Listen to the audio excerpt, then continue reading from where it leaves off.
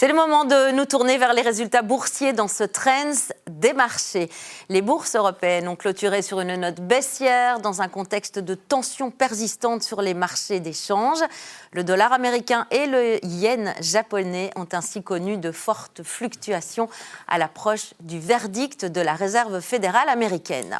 Sur Euronext Bruxelles, Azelis s'est illustré en tête du Bel 20, le distributeur de produits chimiques tentant un rebond après 12 mois particulièrement difficiles.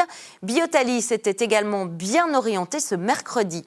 À l'opposé, UCB a chuté alors que les autorités américaines veulent réduire le prix de son médicament Cimzia. Fagron a aussi connu une séance difficile. On en parlait tout à l'heure dans ce journal. Le champion européen des machines de fabrication de puces de pointe s'envole en bourse après des résultats records. C'est une semaine chargée d'ailleurs en résultats d'entreprise et on en parle avec notre expert Maxime Bocard. Bienvenue Maxime. Bonjour Fanny. Alors aujourd'hui donc, la première capitalisation européenne ASML passée sur le grill. Qu'est-ce qu'on peut en dire ? Eh bien, les résultats ont été bons, très clairement. Si on regarde la croissance des revenus par rapport au dernier trimestre, elle a été de plus de 29%, ce qui est supérieur aux attentes. Très clairement, le carnet de commandes est en hausse aussi. On attend plus de 13 milliards d'euros de commandes pour 2026, alors qu'on attendait initialement 7 milliards. Les guidances sont toutes revues à la hausse. On attend une croissance des revenus de l'ordre de 11% pour l'année 2026. La croissance bénéficiaire revue en hausse, les marges brutes revues en hausse. Petite cerise sur le gâteau, on a un programme de rachat d'actions qui voit le jour pour un montant de 12 milliards jusqu'à horizon 2028. Donc clairement, ça devrait aider le momentum de la société. Momentum qui a été très bon, parce que quand on regarde la performance boursière d'ASML, on est proche de 90% sur un an, ce qui est bien supérieur au 7 magnifique. Alors on peut en déduire que la thématique justement de l'intelligence artificielle est plutôt bien orientée. Très clairement. Quand on regarde les sociétés dans cette thématique qui ont déjà publié, les résultats ont été très bons. On peut regarder le champion taïwanais Taiwan Semiconductors, très bon résultat. Le coréen Sky Hynix, très bon résultat.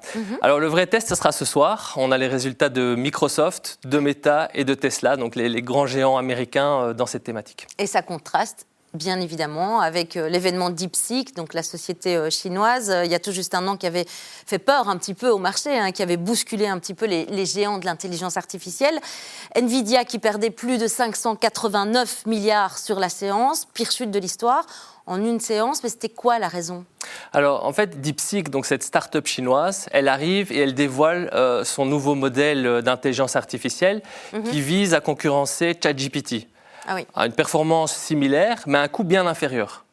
Et là, ça fait peur au marché parce que le marché se dit « Oula, si on a un changement de paradigme, techniquement, tous ces investissements nécessaires ne le seront plus demain. » Et donc, ces grands groupes technologiques type Nvidia qui bénéficient directement de ces investissements sont pénalisés. Oui, Maxime, sauf qu'en réalité, c'est l'inverse. Qui se produit. C'est l'inverse qui s'est passé. Quand on regarde sur un an, finalement, ces grands groupes technologiques américains, ils ont sorti des résultats records, des investissements records. Donc les CAPEX continuent d'être en hausse. Juste à titre d'exemple, si on regarde les investissements, donc les CAPEX attendus pour les 4 sociétés qui sont Meta, Microsoft, Google et Alphabet, on attend 475 milliards de CAPEX pour cette année, ce qui est colossal.